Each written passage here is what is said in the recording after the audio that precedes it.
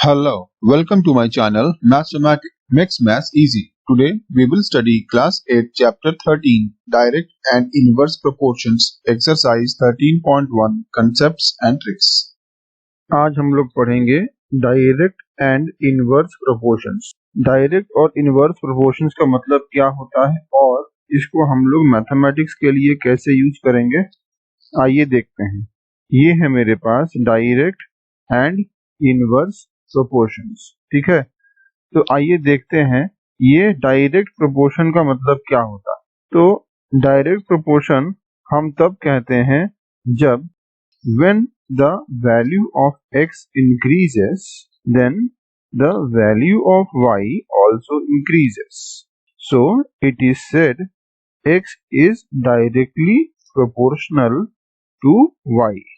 यानी कि अगर मेरे पास कोई क्वांटिटी है वो है x और अगर मेरे पास कोई क्वांटिटी है जो है y, यानी कि अगर मेरे पास दो क्वांटिटी दिया रहेगा और x अगर इंक्रीज करेगा और हम देख रहे हैं कि जब x इंक्रीज कर रहा है तो y भी अगर इंक्रीज कर रहा है तो हम कह सकते हैं कि x जो है वो y के साथ डायरेक्टली प्रोपोर्शनल है, तो उसको हम लोग कहते हैं डायरेक्ट प्रोपोर्शंस।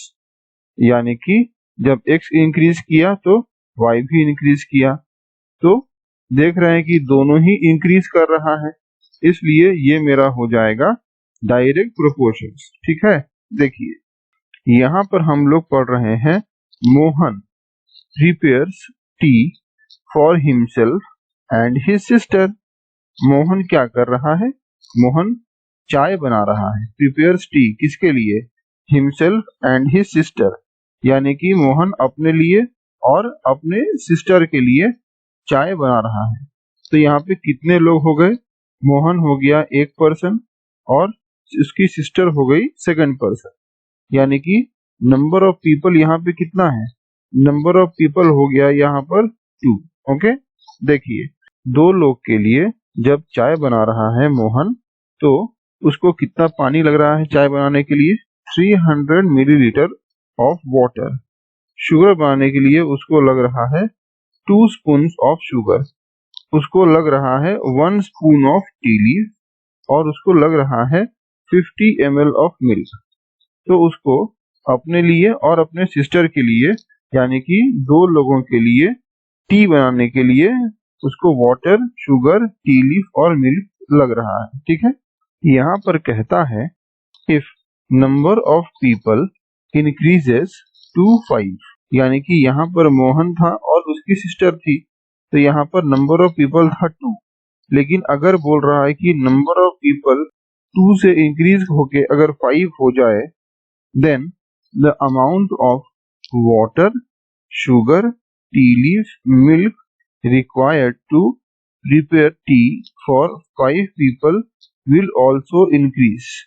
यानी कि 2 people के लिए लग रहा था 300 millilitre of water, 2 spoons of sugar, 1 spoon of T leaf, 50 millilitre of milk. अगर ये यहाँ पर 2 से मेरा 5 हो जाए, यानी कि देखिए इंक्रीज किया है, पहले 2 था अब 5 हो गया है, तो हम देख सकते हैं कि जब 2 से 5 हो गया है तो हमको वाटर भी ज्यादा लगेगा, शुगर भी ज्यादा लगेगा, टी लीफ भी ज्यादा लगेगा और मिल्क भी ज्यादा लगेगा, क्योंकि नंबर ऑफ पीपल तो मेरा इंक्रीज कर गया। तो हम देख सकते हैं कि जब नंबर ऑफ पीपल इंक्रीज कर रहा है तो और भी जो सारा सामान है टी बनाने के लिए, जैसे water, sugar, tea leaf, milk, ये भी क्या हो रहा है? ये भी इंक्रीज कर रहा है, यानी कि दोनों ही मेरा इंक्रीज कर रहा है।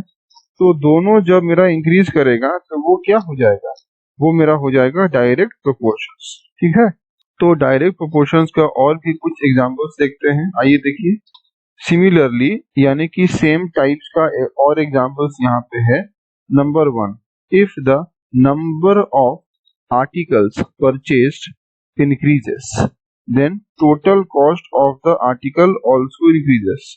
यानी कि अगर हम एक बुक खरीद रहे हैं तो हमको लग रहा है कितना रुपीस? मान लीजिए कि हम एक बुक खरीदते हैं, उसमें हमको लगता है 100 रुपीस, ठीक है। यहाँ पर कहता है if the number of article purchased increases, यानी कि हम जब एक बुक खरीद रहे थे तो हमको लग रहा है 100, तो ये नंबर ऑफ आर्टिकल जो हम परचेज कर रहे हैं अगर वो उसको हम इंक्रीज कर देते हैं, यानी कि एक की जगह अगर हम लोग 5 बुक्स खरीदते हैं तो यहाँ पे हमको कितना रुपीस लगेगा, यहाँ पर हमको लग जाएगा 500 रुपीज। तो देखिए जब 1 था तब यहाँ पे था 100, जब 1 इंक्रीज होके 5 हो गया तो 100 भी इंक्रीज होके 500 हो गया, यानी कि यहाँ पर इंक्रीज हुआ है तो यहाँ पे भी इंक्रीज हुआ है। ये क्या हो गया, डायरेक्ट प्रोपोर्शंस का एग्जांपल।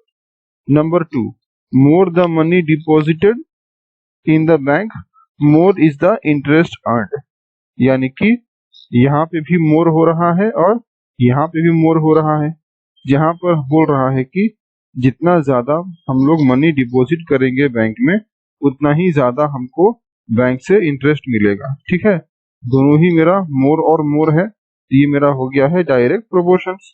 नंबर 3, यहाँ पे दिया है if the number of notebooks in a bag increases then the total weight of the bag also increases, यानी कि अगर मेरे पास यहाँ पर एक बैग दिया हुआ है तो ये बैग में अगर यहाँ पर 2 नोटबुक है तो बैग का यहाँ पर कितना वेट है, 5 kgs का वेट है इस बैग का, अगर यहाँ पर 2 नोटबुक है, ठीक है।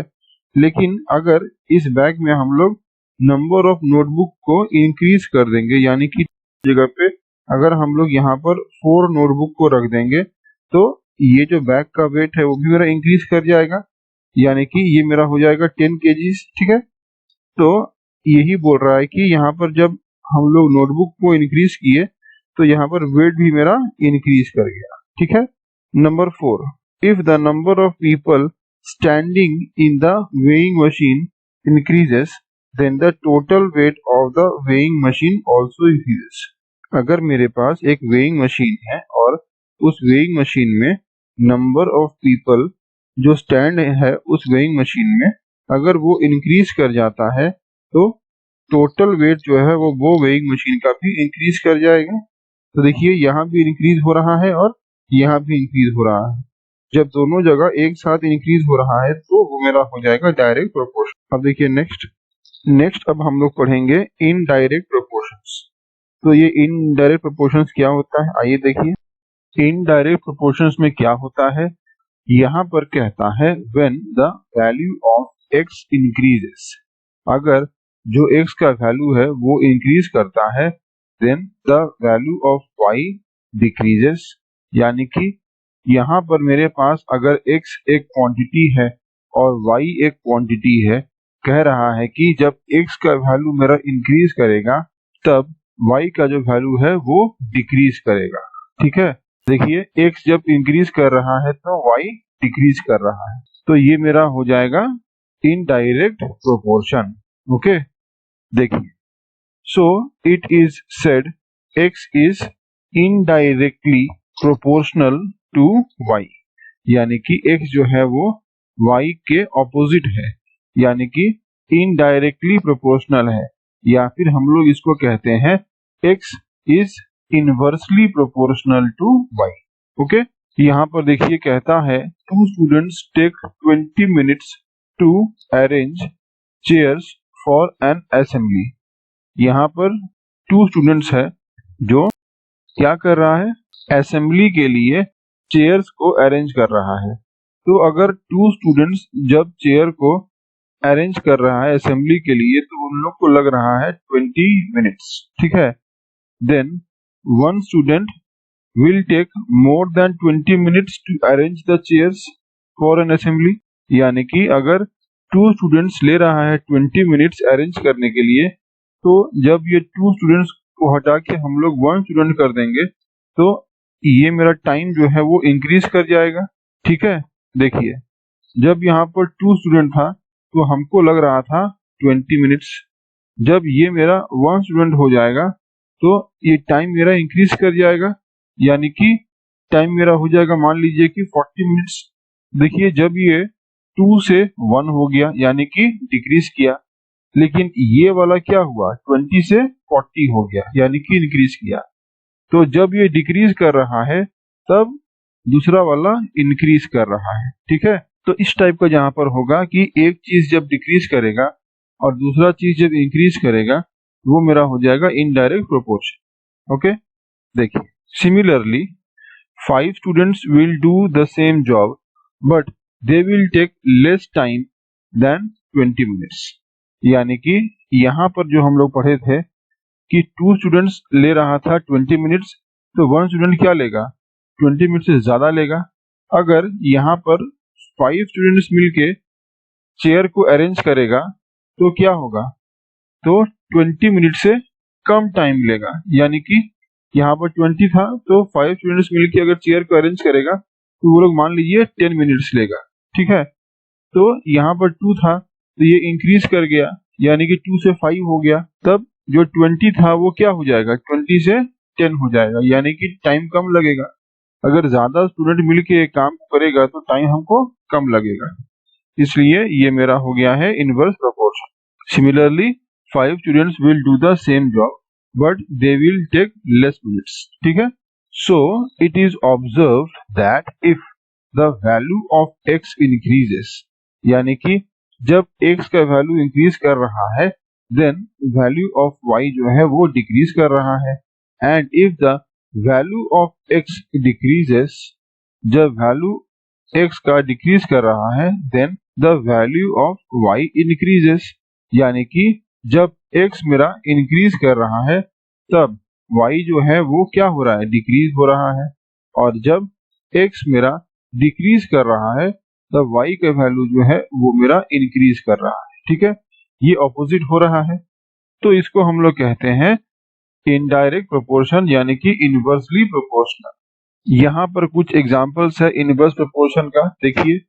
कहता है नंबर 1 में if the speed of vehicle increases, अगर एक व्हीकल का स्पीड को हम लोग इंक्रीज कर देंगे, यानी कि एक व्हीकल का स्पीड को हम लोग इंक्रीज यानी कि बढ़ा देंगे, then time taken to cover the distance decreases, यानी कि अगर हम लोग व्हीकल का स्पीड को इंक्रीज कर देंगे तो हमको कम टाइम लगेगा अपना डिस्टेंस कवर करने के लिए। यानी कि स्पीड मेरा हो रहा है इंक्रीज तो डिस्टेंस मेरा हो रहा है डिक्रीज, तो एक इंक्रीज हो रहा है और दूसरा डिक्रीज हो रहा है। ये मेरा हो गया इनवर्स प्रोपोर्शन।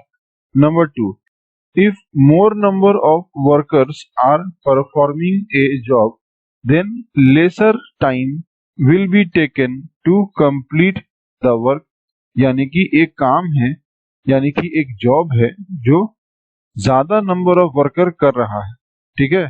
एक जॉब है यानी कि ये काम है, अगर वो काम ज्यादा नंबर ऑफ वर्कर करेगा तो वो काम जल्दी खत्म हो जाएगा। इसलिए यहाँ पर नंबर ऑफ वर्कर्स क्या है, मोर है यानी कि ज्यादा है।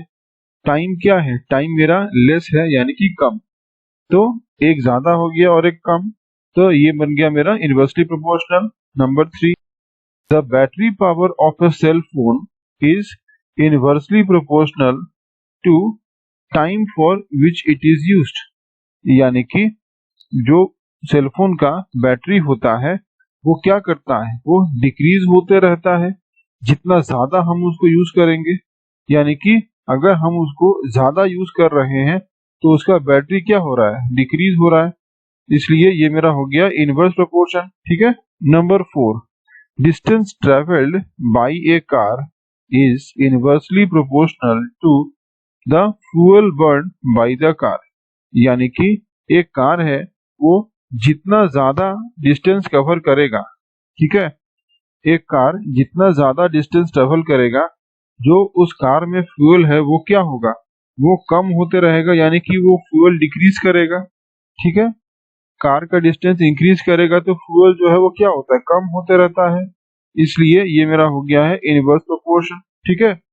डिस्टेंस ट्रेवल बाय कार अगर इंक्रीज करेगा तो जो फ्यूल है वो डिक्रीज करेगा, इसलिए ये मेरा हो जाता है inversely proportional to fuel burn by the car.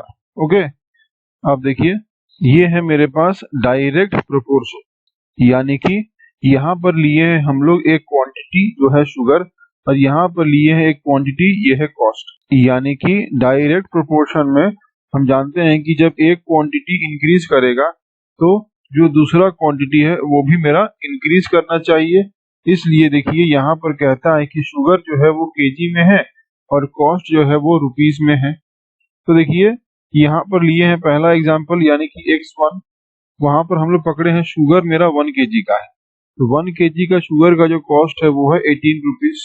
Okay, तो अगर ये शुगर मेरा बढ़ गया यानी कि 1 से मेरा अगर 3 केजी हो गया तो मेरा कॉस्ट क्या होगा, 1 के लिए मेरा था 18, तो 3 केजी के लिए मेरा हो जाएगा 3 इंटू 18 यानी कि 54। तो 18 के बाद हो गया 54, इंक्रीज कर गया, तो यहाँ भी इंक्रीज किया है तो यहाँ भी इंक्रीज हो गया, 1 से यहाँ पर 3 था तो इंक्रीज हो गया, फिर यहाँ पर 18 से 54 हो गया तो ये भी इंक्रीज हो गया, दोनों इंक्रीज हो गया, ये हो गया डायरेक्ट प्रोपोर्शन। फिर 3 के बाद देखिए अब ये 5 केजीज हो गया तो ये फिर से इंक्रीज कर गया, तो ये 3 के बाद 5 हो गया यानी कि इंक्रीज किया, फिर ये 54 था तो यहाँ पर जब 5 केजी हो गया है तो यहाँ भी मेरा 5 से मल्टीप्लाई हो गया यानी कि 5 इंटू 18 यानी कि 90, तो फिर देखिए ये भी मेरा इंक्रीज कर गया।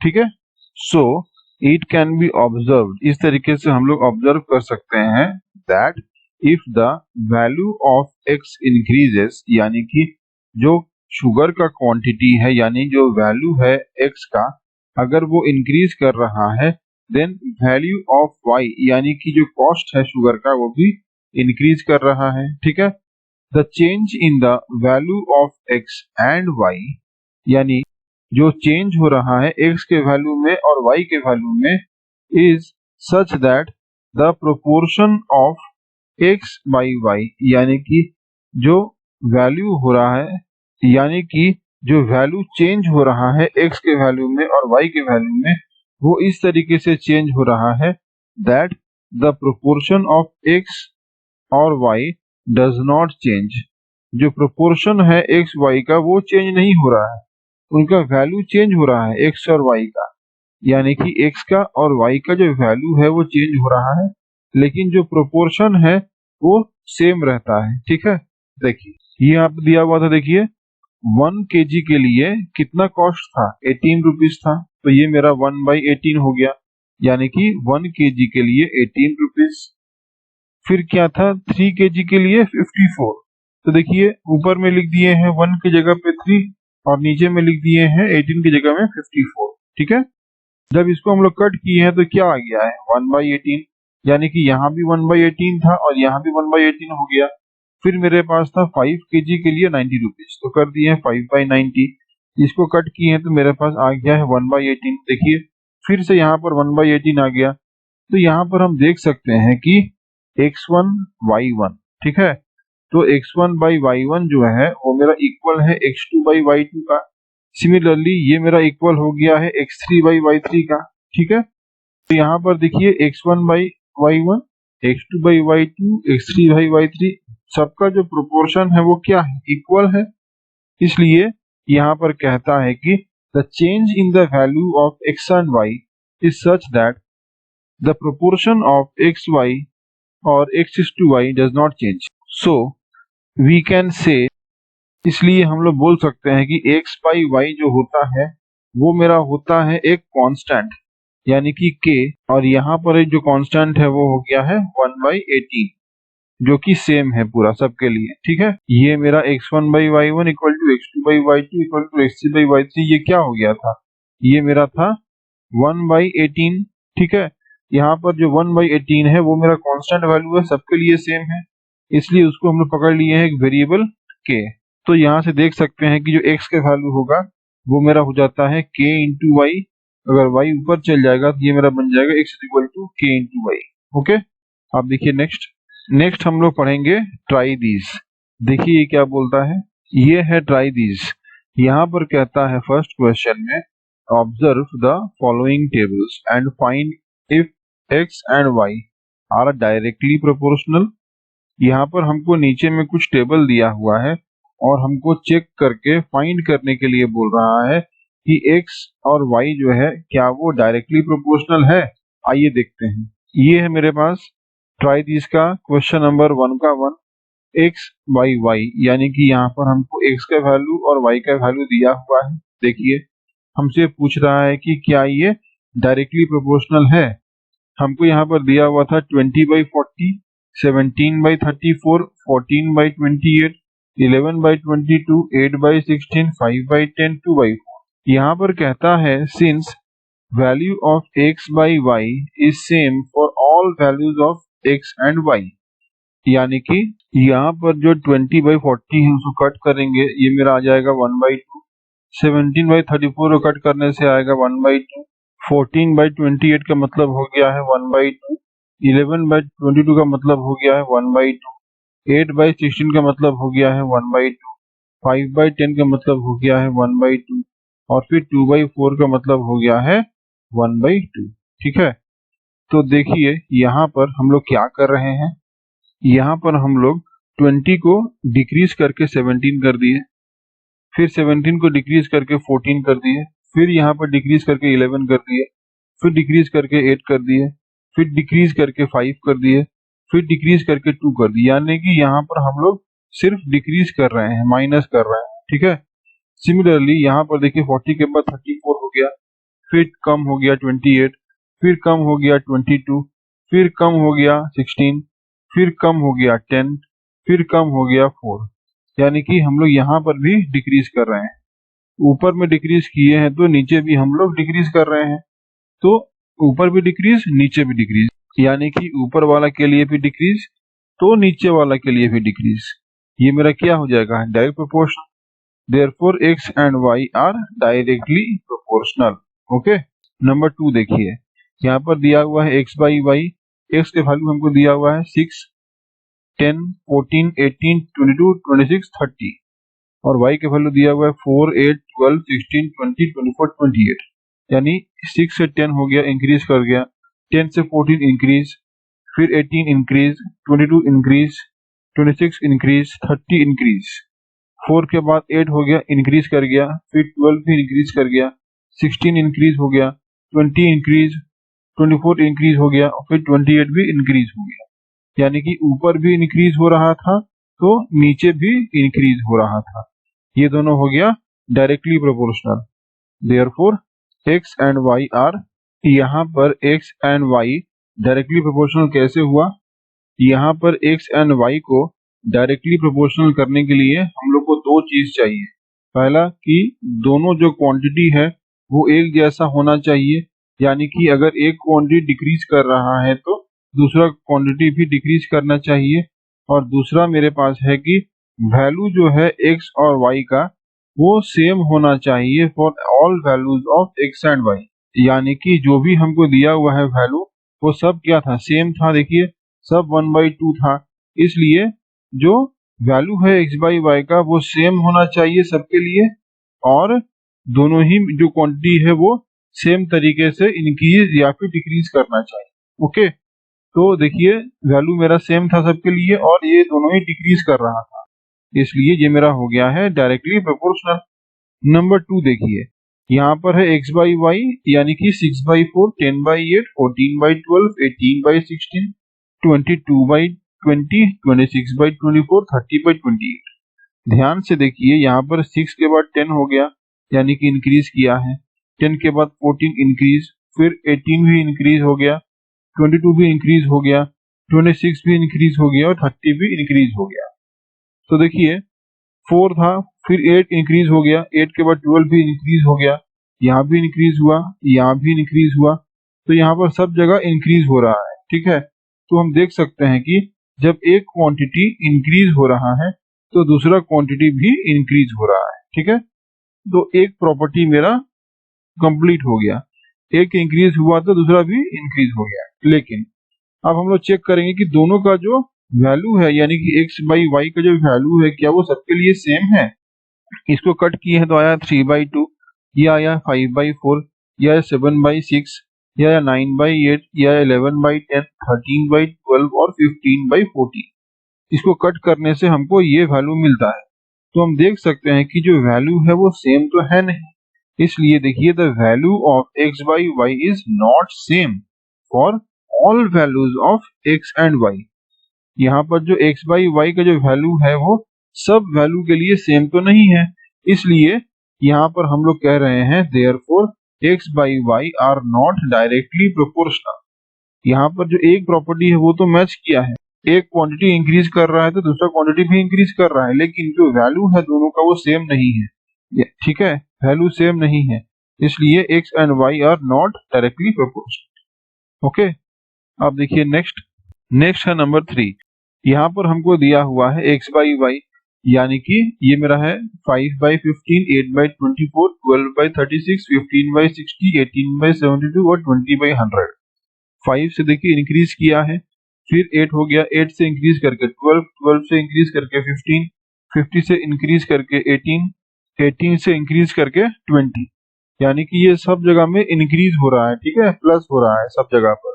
नीचे देखिए 15 था, 24, फिर उसके बाद 36, फिर उसके बाद 60, फिर उसके बाद 72, फिर उसके बाद 100, यानी कि दोनों क्वांटिटी इंक्रीज हो रहा है, एक जब इंक्रीज हो रहा है तो दूसरा वाला भी इंक्रीज हो रहा है। ओके, ये वाला मेरा प्रॉपर्टी तो मैच हो गया।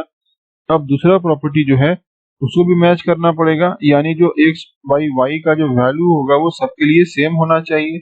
ये वाला जो वैल्यू हो गया मेरा आ गया 1/3, इसका वैल्यू आ गया 1/3, इसका भी वैल्यू आ गया 1/3, लेकिन 15/60 का जो वैल्यू है वो आता है कट करने से 1/4, 18/72 का वैल्यू आता है 1/4, 20/100 का वैल्यू आता है 1/5। तो देखिए वैल्यू यहाँ पर सबका सेम नहीं है, ठीक है, वैल्यू सबका सेम नहीं है, तो ये क्या हो गया, ये मेरा हो जाता है नॉट डायरेक्टली प्रोपोर्शनल, यानी कि x एंड y जो है वो मेरा डायरेक्टली प्रोपोर्शनल नहीं है। Since the value of x and y is not same for all values of x and y, therefore x and y are not directly proportional. Okay, next है try this का number 2। ये क्या बोलता है, देखिए ये है नंबर 2। ये कहता है प्रिंसिपल है मेरे पास ₹1000, रेट ऑफ इंटरेस्ट हमको दिया हुआ है 8%। फिर यहाँ पर हमको बोलता है fill the following table and find which type of interest, simple और compound, changes in direct proportion with time period. यहाँ पर हमको दिया हुआ है प्रिंसिपल, यहाँ पर हमको दिया हुआ रेट ऑफ इंटरेस्ट, तो हमको बोलता है कि 1 ईयर में, 2 ईयर में, 3 ईयर में सिंपल इंटरेस्ट क्या होगा और कंपाउंड इंटरेस्ट क्या होगा, वो कैलकुलेट कीजिए और बताइए कि ये मेरा डायरेक्ट प्रोपोर्शन हो रहा है कि नहीं। आइए देखिए कैसे होगा। हमको यहाँ पर दिया हुआ था सिंपल इंटरेस्ट निकालने के लिए और कंपाउंड इंटरेस्ट निकालने के लिए, ठीक है, तो यहाँ पर जो मेरा 1 ईयर का सिंपल इंटरेस्ट हो रहा था वो था 80, 2 ईयर का सिंपल इंटरेस्ट हो रहा था 160, 3 ईयर का सिंपल इंटरेस्ट हो रहा था 240। सिमिलरली मेरा कंपाउंड इंटरेस्ट हो रहा था 1 ईयर का 80, 2 ईयर का हो रहा था 16.40, 3 ईयर का हो रहा था मेरे पास कंपाउंड इंटरेस्ट 259.71, ठीक है। तो हम देख सकते हैं कि since the value of simple interest by compound interest is not same for the 3 years 1, 2, 3, यानी कि जो 3 साल है, first year, second year, third year, ये तीनों साल में देखिए जो सिंपल इंटरेस्ट और कंपाउंड इंटरेस्ट का जो वैल्यू है वो क्या है, सेम नहीं है, इसलिए बोल सकते हैं so simple interest and compound interest are not in direct proportion, ठीक है, वो मेरा डायरेक्ट प्रोपोर्शन में नहीं है।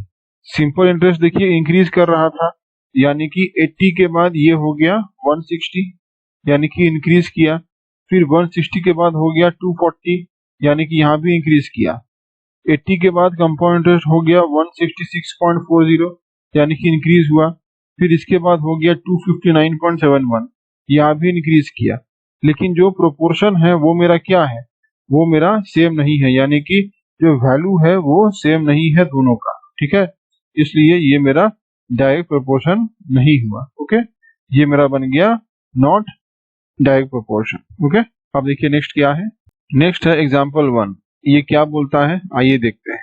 ये है एग्जाम्पल 1। ये कहता है the cost of 5 meters of a particular quality of cloth is ₹210, यानी कि 5 मीटर का एक क्लोथ है जिसका कॉस्ट है ₹210। Tabulate the cost of 2, 4, 10 and 13 meters of cloth of same type. अगर 5 मीटर क्लोथ का कॉस्ट है 210, तो 2 मीटर्स, 4 मीटर्स, 10 मीटर्स और 13 मीटर्स जो क्लोथ होगा उसका कॉस्ट कितना होगा हमसे पूछ रहा है। ओके, आइए देखिए कैसे होगा। ये है एग्जांपल 1। हमको कह रहा है the cost of 5 meter of cloth है वो है मेरे पास ₹210। तो सबसे पहले हमको निकालना पड़ेगा the cost of 1 meter of cloth. तो 5 मीटर के लिए अगर 210 है तो 1 मीटर के लिए हो जाएगा 210 बाई 5, ये मेरा हो गया है ₹210 बाई 5, यानी कि ये 5 चला या नीचे तो यहाँ बच गया 1, तो ये मेरा हो जाता है ₹42। तो 1 मीटर के लिए कितना हो गया 42। Therefore, the cost of 2 meter of cloth के लिए हो जाएगा 42 into 2 यानी कि 84। The cost of 4 meter of cloth ये मेरा हो जाएगा 42 into 4 यानी कि 168। The cost of 10 meter of cloth ये हो जाएगा 42 into 10 यानी कि 420। The cost of 13 meter of cloth ये मेरा हो जाएगा 42 into 13 यानी कि ₹546। ठीक है, इस तरीके से जब मेरा क्लॉथ का जो क्वांटिटी है वो इंक्रीज करेगा तो मेरा जो कॉस्ट है वो भी इंक्रीज करेगा। ओके, अब देखिए नेक्स्ट एग्जांपल क्या है। ये है एग्जांपल 2। ये कहता है an electric pole 14 meter high cast a shadow of 10 meters, find the height of a tree that cast a shadow of 15 meters under similar conditions. ठीक है, यानी कि बोलता है कि एक इलेक्ट्रिक पोल है जो हाइट में है 14 मीटर्स का और उसका शैडो है 10 मीटर्स का, यानी कि ये मेरा हाइट हो गया है पोल का और नीचे वाला हो गया है शैडो उस पोल का। ठीक है, फिर कहता है कि एक ट्री है वो भी कास्ट कर रहा है शैडो 15 मीटर्स का, यानी कि ये मेरा हो गया है शैडो नीचे में और ये मेरा हो गया है हाइट ऊपर में। ठीक है, ये वाला हाइट हो गया है ट्री का, ये वाला शैडो हो गया है ट्री का। और फिर कहता है कि इलेक्ट्रिक पोल का मेरा हाइट था 14 मीटर्स, तो ये वाला जो हाइट हो गया है वो मेरा हो गया है इलेक्ट्रिक पोल का और ये वाला जो शैडो हो गया है वो मेरा हो गया है इलेक्ट्रिक पोल का। ठीक है ना, तो height by shadow is equal to height by shadow, क्योंकि यहाँ पर बोल रहा है सिमिलर कंडीशंस में दोनों है। ओके, आइए देखिए, ये मेरा हो गया है height of the object by length of the shadow, question में हमको दिया हुआ था। ठीक है, तो ये मेरा हो गया है देखिए 14/10, यानी कि इलेक्ट्रिक पोल जो है उसके लिए मेरा हो गया है 14/10, यानी कि हाइट हो गया है ऊपर और शैडो हो गया है नीचे। तो ट्री का जो हाइट था वो हमको निकालना था, इसलिए वो मेरा हो गया है टी ऊपर और शैडो मेरा हो गया है नीचे, यानी कि ट्री का जो शैडो था वो था 15। As already given that the conditions are similar, conditions are similar का मतलब है ये दोनों डायरेक्ट प्रोपोर्शंस में है। So this is the case of direct proportion। यहाँ पर जब बोलता है कि conditions are similar, इसका मतलब ये मेरा हो गया है डायरेक्ट प्रोपोर्शन। तो डायरेक्ट प्रोपोर्शन कब होता है? जब एक क्वांटिटी दूसरे क्वांटिटी के बराबर होता है, यानी कि 14/10 इज इक्वल टू t/5। ठीक है, तो यहाँ से t का वैल्यू निकल जाएगा 21 meter. Therefore the height of the tree जो है वो मेरा हो जाएगा 21 मीटर का। ठीक है, अब देखिए नेक्स्ट क्या है। नेक्स्ट है एग्जाम्पल 3। ये क्या बोलता है देखिए, ये एग्जाम्पल 3 ये कहता है if the weight of 12 sheets of thick paper is 40 grams then how many sheets of same paper would weigh 2.5 kilograms. कैसे होगा आइए देखिए, ये है मेरे पास पेपर और ये है मेरे पास उस पेपर का वेट। क्वेश्चन में हमको दिया हुआ है कि 12 शीट ऑफ पेपर जो है वो मेरा हो गया है 40 ग्राम्स का। ठीक है, ये मेरा ग्राम्स में है, तो हमको बोलता है कि 12 शीट ऑफ पेपर जो है वो मेरा हो गया है 40 ग्राम्स का, तो हमको बोल रहा है कि 2.5 kg। ठीक है, यानी कि 2.5 kg में मेरा कितना पेपर शीट आएगा। तो देखिए ये यहाँ पर हमको ग्राम्स में दिया हुआ था और ये वाला हो गया था मेरा केजी में, तो ये वाला केजी को हम लोग ग्राम में कन्वर्ट करेंगे। तो ये 2 के लिए हम लोग क्या करेंगे, ये 2 kg था तो 2 kg के लिए ये मेरा हो गया है 1 kg के लिए 1000 ग्राम, फिर ये वाला 1 kg के लिए हो गया है 1000 ग्राम, यानी कि ये वाला हो गया 1 kg, ये वाला हो गया 1 kg, यानी कि 1 + 1 मेरा हो गया 2 kg। और ये वाला हाफ था तो हाफ के लिए हो गया है मेरा 500 ग्राम्स, तो ये मेरा बन जाता है 2500 ग्राम्स। तो कहता है कि 12 शीट के लिए हमको लग रहा है 40 ग्राम्स, तो 200 तो 2500 ग्राम्स में कितना पेपर शीट बनेगा। देखिए 12 के लिए हमको लग रहा था 40 ग्राम्स, ठीक है, ये मेरा हो गया 12/40। तो यहाँ पर ये मेरा हो गया है S/2500, ठीक है। जब ये मेरा हो रहा है 12/40 तो ये मेरा हो जाएगा S/2500। यहाँ से हम S को निकाल लेंगे, यानी कि 12 इंटू 2500/40 कट करने से हमको यहाँ मिल गया है S का वैल्यू 750, ठीक है। तो देख सकते हैं कि therefore 750 sheets of paper would be weighing 2.5 kgs, यानी कि 2.5 kg का वेट अगर हम देखेंगे तो उसके लिए हमको 750 शीट्स का जरूरत पड़ेगा, ठीक है। अब देखिए नेक्स्ट क्या है। नेक्स्ट है एग्जाम्पल 4। ये क्या कहता है आइए चेक करते हैं।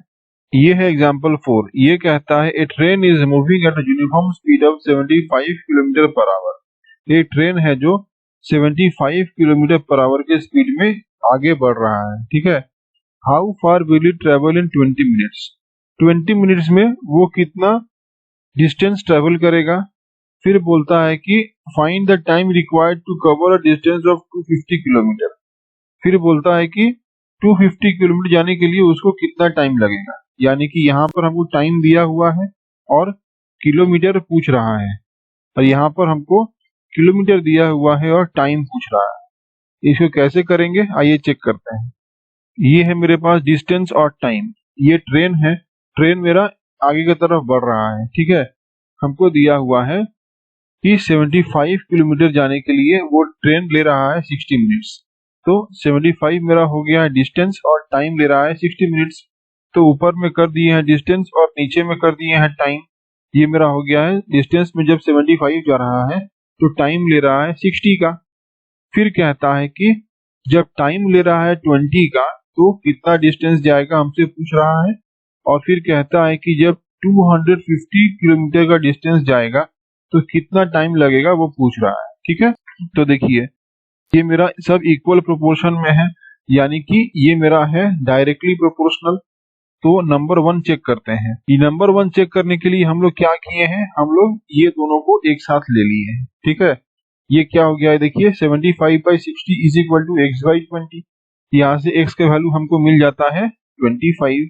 Therefore a train will travel 25 kilometers in 20 minutes, ठीक है। यानी कि 20 मिनट में ये ट्रेन 25 किलोमीटर ट्रेवल कर लेगा। नंबर 2, यहाँ पर फिर हम ले रहे हैं ये वाला 75/60 के साथ में ये वाला 250/y। तो यहाँ पर देखिए ये मेरा हो गया है 75/60 के साथ में 250/y। तो y के वैल्यू मेरा हो गया है 250 इंटू 60/75, यानी कि यहाँ पर मेरा हो जाता है 200 मिनट्स। ओके, तो ये मेरा हो गया है 3 hours and 20 minutes। Therefore, to cover 250 kilometer of distance, the train requires 200 minutes, यानी कि 3 hours and 20 minutes। इस तरीके से हम लोग यहाँ पर अपना डिस्टेंस भी निकाल लिए और टाइम भी निकाल लिए। ओके, आप देखिए नेक्स्ट क्या है। नेक्स्ट है मेरे पास एग्जाम्पल 5। देखिए क्या बोलता है। ये है एग्जाम्पल 5। ये कहता है the scale of a map is given as 1:300000000। ये मेरा दिया हुआ है स्केल एक मैप का। Okay, 2 cities are 4 centimeter apart on the map. 2 city है जो 4 सेंटीमीटर अपार्ट है मैप में। Find the actual distance between them. ये दोनों सिटी के बीच में जो एक्चुअल डिस्टेंस है वो हमसे पूछ रहा है। कैसे होगा देखिए, क्वेश्चन में हमको दिया हुआ है जो स्केल है मैप का वो है 1:300000000, यानी कि यहाँ पर मेरे पास है 7 zeros। इसलिए हम लोग यहाँ पर इसको लिख दिए हैं 1:3 × 10⁻7, ठीक है। ये हमको स्केल दिया हुआ था मैप में। फिर हमको कहता था let 2 cities be x and y। यहाँ पर जो 2 सिटी है मैप में उसको हम लोग बोल दिए हैं x एंड y। तो x एंड y जो है वो क्या है, वो 4 सेंटीमीटर अपार्ट है, ये हमको दिया हुआ है। तो ये वाला मेरा हो गया है, अगर x 4 है तो y मेरा 1 है, यानी कि अगर यहाँ पर मेरा x है और यहाँ पर मेरा y है तो हमको बोल रहा है कि अगर y मेरा 1 में है तो x कहाँ पे है, x मेरा 4 पे है, यानी कि ये 4 सेंटीमीटर अपार्ट है मैप में। ठीक है, जो मैप है उसमें ये 4 सेंटीमीटर अपार्ट है एक दूसरे के साथ। ठीक है, फिर कहता है कि ये वाला जो x जो है, x मेरा क्या है, x मेरा जब 4 है तो y यहाँ पर मेरा नीचे में हो जाएगा ये y। ठीक है, तो देखिए, so with direct proportional property 1 by 3 into 10⁻7 ये मेरा हो जाएगा 4 बाई y। ठीक है, तो ये मेरा हो गया है 1 by 3 into 10⁻7 is equal to 4 by y। यहाँ से y का जो वैल्यू है वो निकल गया 4 इंटू 10⁻7 और ये मेरा बन जाता है y is equal to 12 into 10⁻7, यानी ये मेरा बन गया y का वैल्यू 1200000000 सेंटीमीटर। ठीक है, तो हमको पता है कि ये वाला मेरा सेंटीमीटर में है, हमको इसको कन्वर्ट करना पड़ेगा किलोमीटर में। तो ये मेरा हो गया है 1 kilometer is equal to 1 lakh centimeter. तो ये वाला y को हम लोग कन्वर्ट कर दिए हैं किलोमीटर में, ये मेरा बन गया है 1200 kilometre. Therefore actual distance between the two cities है 1200 किलोमीटर। ओके, इस तरीके से हम लोग दो सिटीज के बीच का एक्चुअल जो किलोमीटर है यानी जो डिस्टेंस है उसको निकालेंगे। Okay, thank you.